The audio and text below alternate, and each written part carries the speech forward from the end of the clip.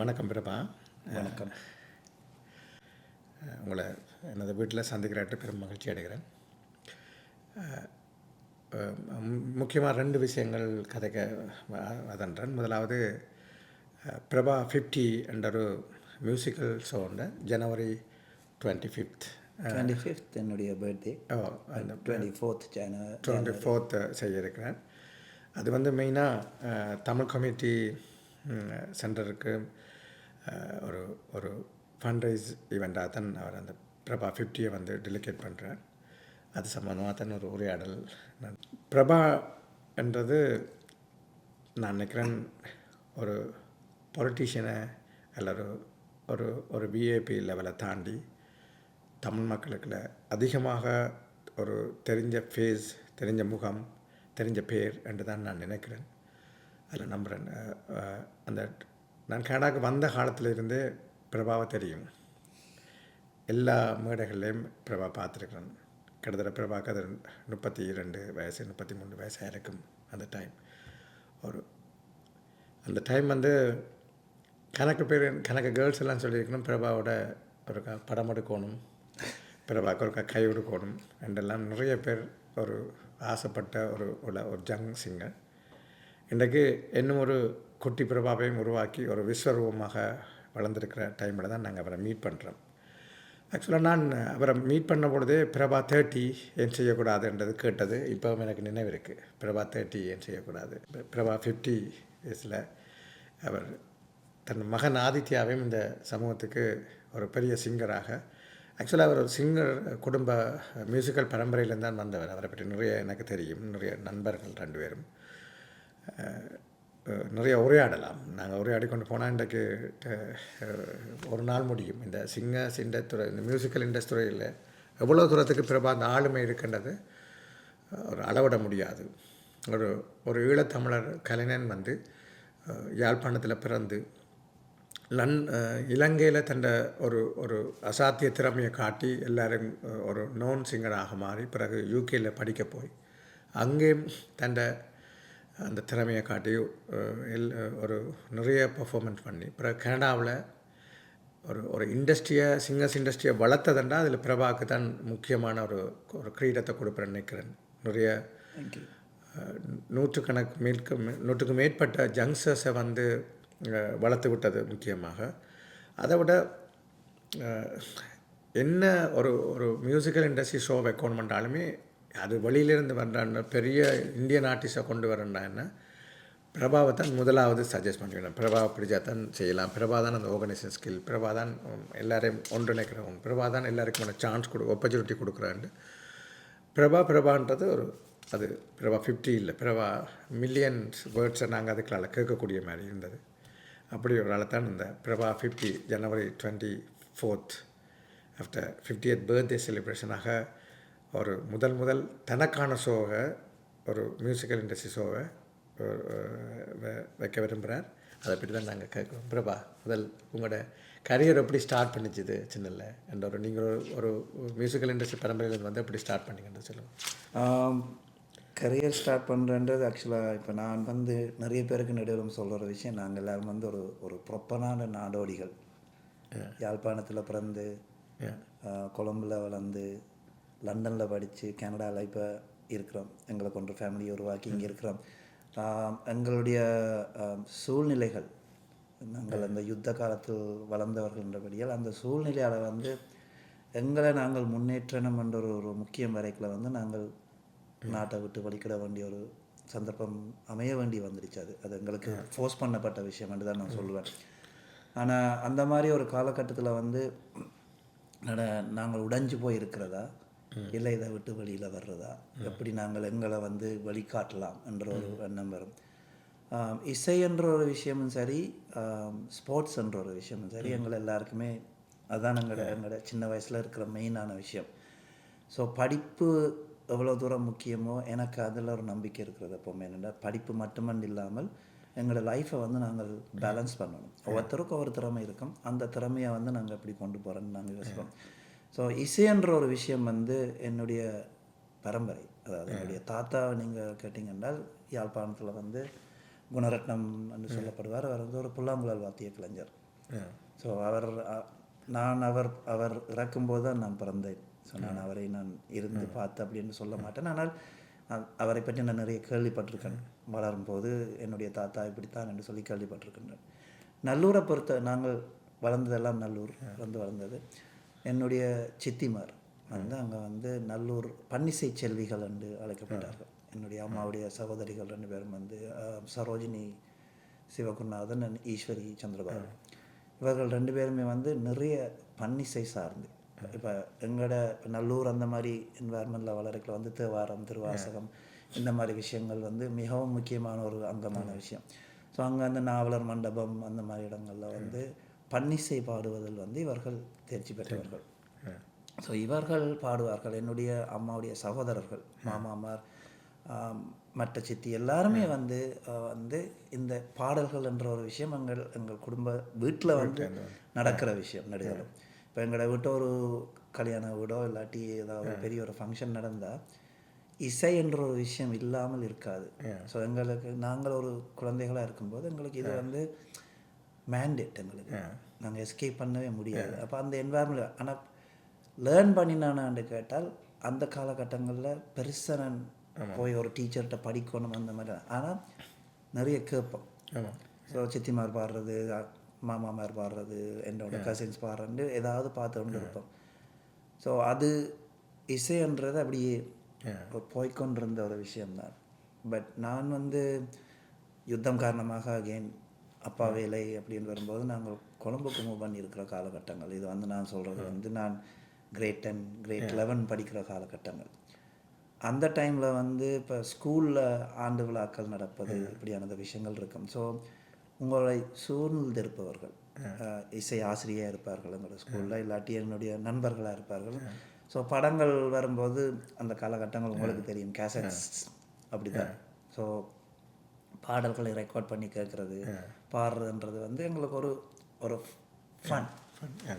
அப்படி தொடங்கும்போது ஸ்கூலில் நாங்கள் ஒரு ஸ்கூல் பேண்ட் மாதிரி உருவாக்கி பாடுறது அப்படின்னு வரையில் ஆக்கள் கேட்க தொடங்குவார். ஓகே பிரபா நீங்கள் பாடுறீங்களா, அது ஒரு என்ன சொல்ல ஒரு கிக் தான். நான் பாடுறத கேட்கணும் அப்படி தொடங்கினது. பட் ஐடென்டிஃபை பண்ணது நான் பாடுவேன்ன்றது என்று சொன்னால் சாய் பஜன்ஸ் தான் நான் முக்கியமாக சொல்லுவேன். அதுதான் என்னுடைய இன்ஃப்ளூயன்ஸ். யாழ்ப்பாணத்திலேருந்தே எனக்கு அவருடைய பேர் வசந்தன் அண்ணா நினைக்கிறேன். அவர் வந்து ஹார்மோனியம் வாட்சி, எனக்கும் என்னுடைய தங்கச்சி சங்கீதா 2 பேருக்குமே வந்து பஜன்ஸ் சொல்லி கொடுப்பார்கள் ஹார்மோனியத்தோட வச்சு. ஸோ பஜன்ஸ் தான் நான் ஒரு பாடகராக வந்ததுக்கு முதல் காரணம். ஸோ இலங்கையில் வந்து என்னுடைய சகோதரி நானும் பாட தொடங்கின காலகட்டங்களில் வந்து நான் நிறைய பேருக்கு அதில் நன்றி சொல்லணும். என்ன கேட்டிங்கன்னா இப்போது அருந்ததி ஸ்ரீரங்கநாதன் வந்து இலங்கை ரூபவாயினி வானொலி இதில் வந்து ஒரு டைரக்டராக இருக்கிறார். அவர்கிட்ட தான் என்னுடைய சகோதரி கர்நாடக இசை கற்றுக்கொண்டார். எனக்கு கர்நாடக இசையை விட மெல்லிசையில் கொஞ்சம் கூட ஆர்வம். அருந்ததி ஸ்ரீரங்கநாதன், ஜவாஹிர் மாஸ்டர், இங்கே ஃபயாசுடைய அப்பா, செல்வராஜா மாஸ்டர் என்று சொல்லி எல்லாரும் வந்து அந்த காலகட்டங்களில் செல்வராஜா மாஸ்டர் வந்து இலங்கை வானொலியில் பெரிய ஒரு கம்போசர்.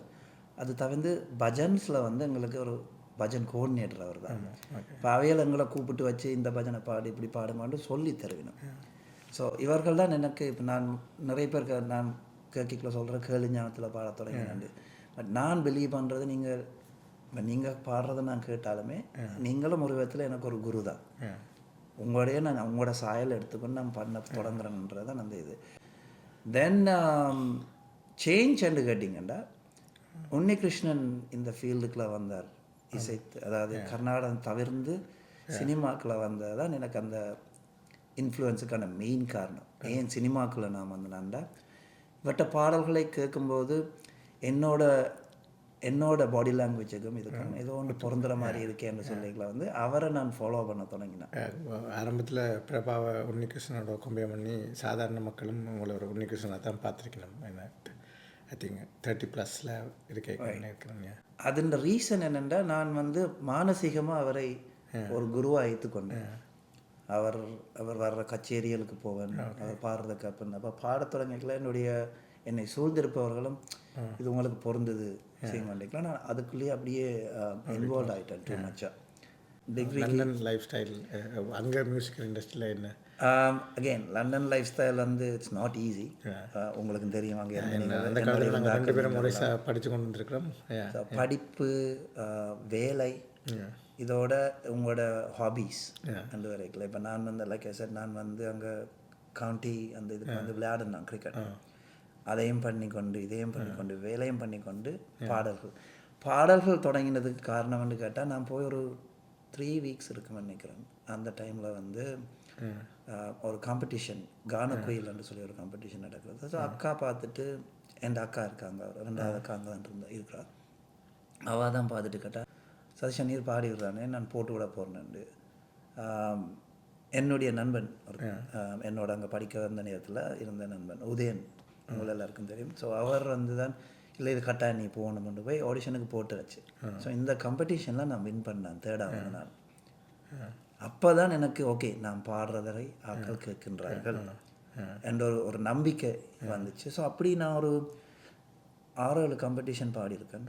ஸோ அது ஒரு ஃபன்னாக வந்துட்டுது காம்படிஷன் பாடுறது, ஏதாவது வின் பண்ணுவோம். ஸோ அப்போ ஒரு கான்ஃபிடென்ட் அண்ட் சாட்டிஸ்ஃபேக்ஷன் கொண்டு வரும். ஸோ அப்போ ஓகே செய்வோம்ண்டு. அப்போ அந்த காலகட்டங்களில் பேண்டுகள் அங்கே பாட கேட்கும். ஸோ அந்த மாதிரி தொடங்கினது தான் அந்த துறை. பட் கனடா தான் என்ன ஒரு முழு நேர பாடகராக மாற்றியது.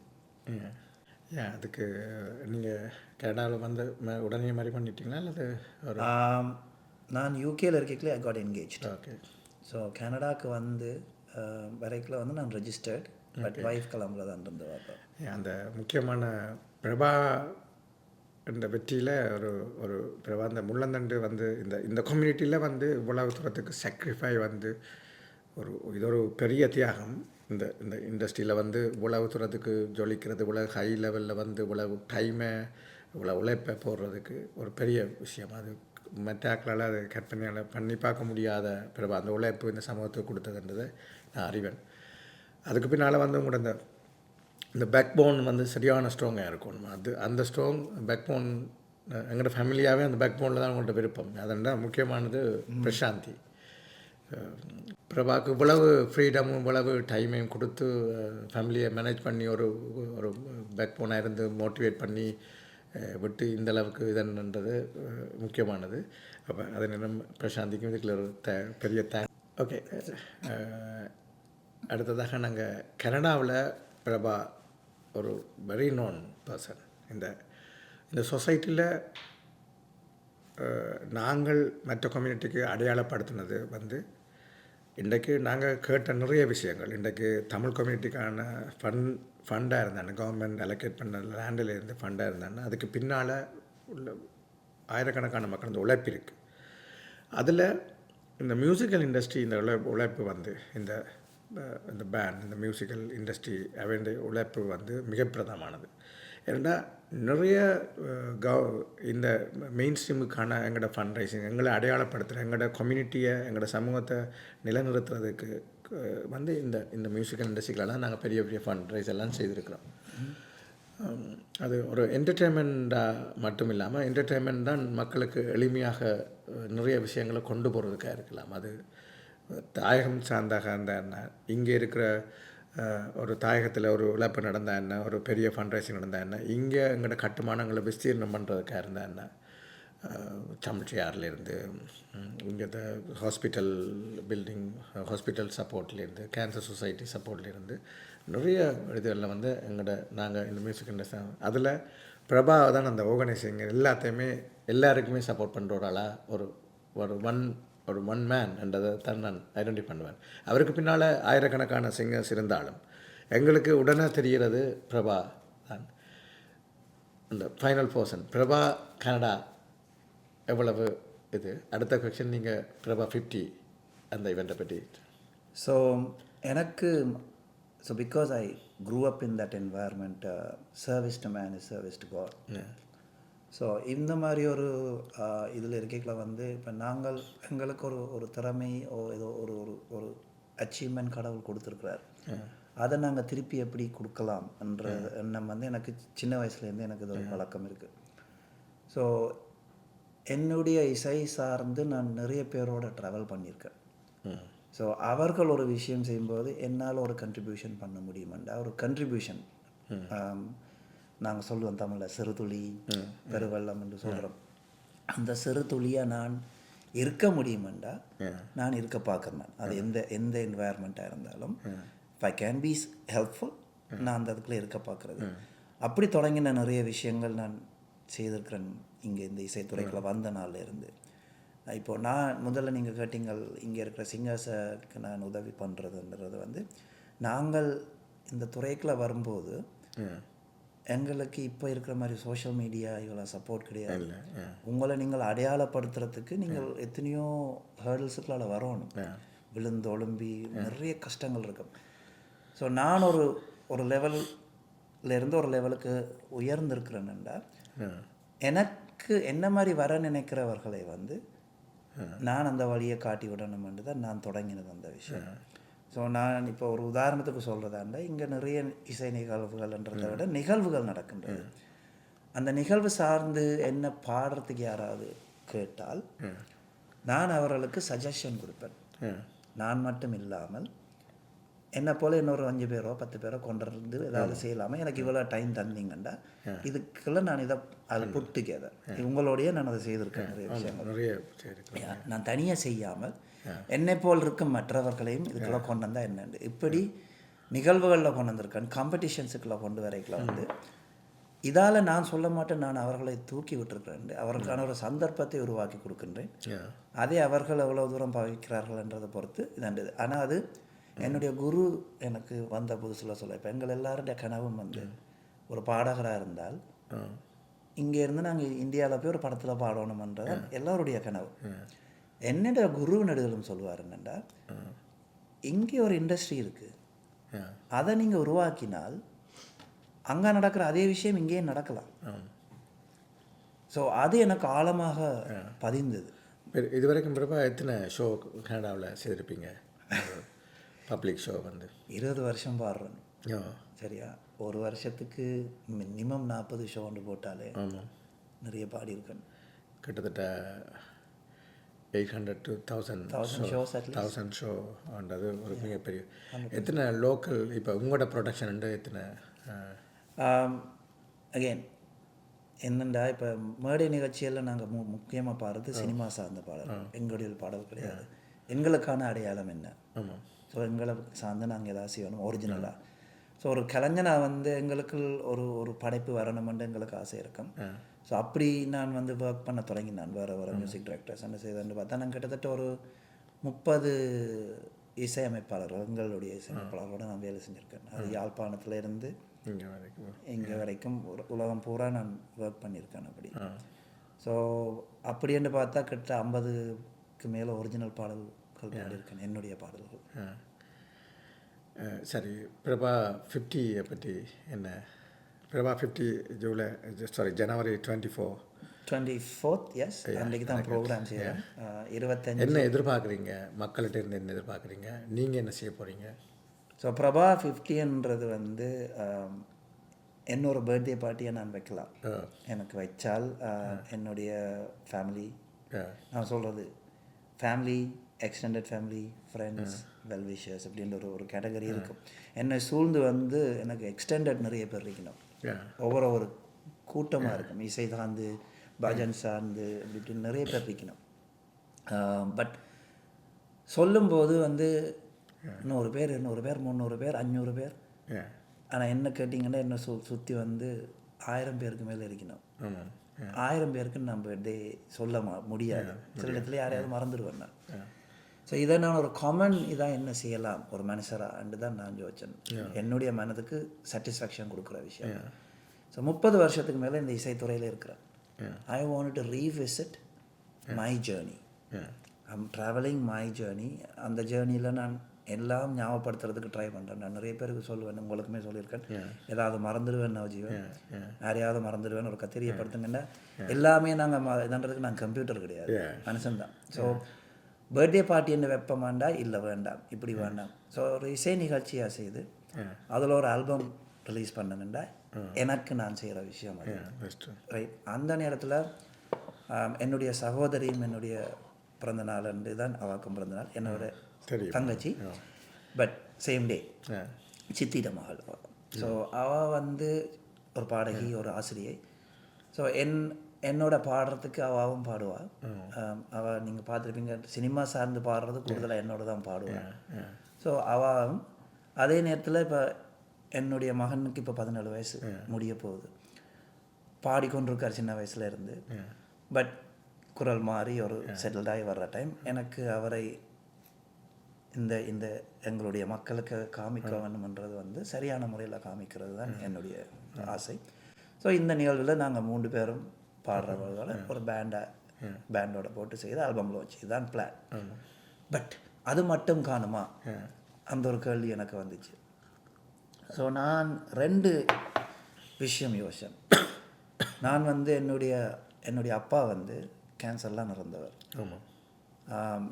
ஏற்கனவே நான் வேறு ஃபண்ட்ரைசர்ஸ் பின்னால் ஒர்க் பண்ணியிருக்கேன். வேறு அமைப்புகளோடும் பேண்டுகளோடையும் சேர்ந்தெல்லாம்.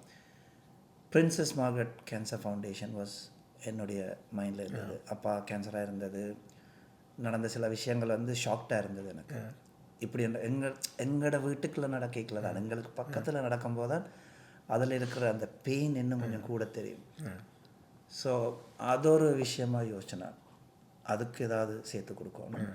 அதே நேரம் எங்களுடைய தமிழ் கம்யூனிட்டி சென்டர்ன்றது வந்து எங்களுக்கு கட்டாயம் தேவையான ஒரு விஷயம்.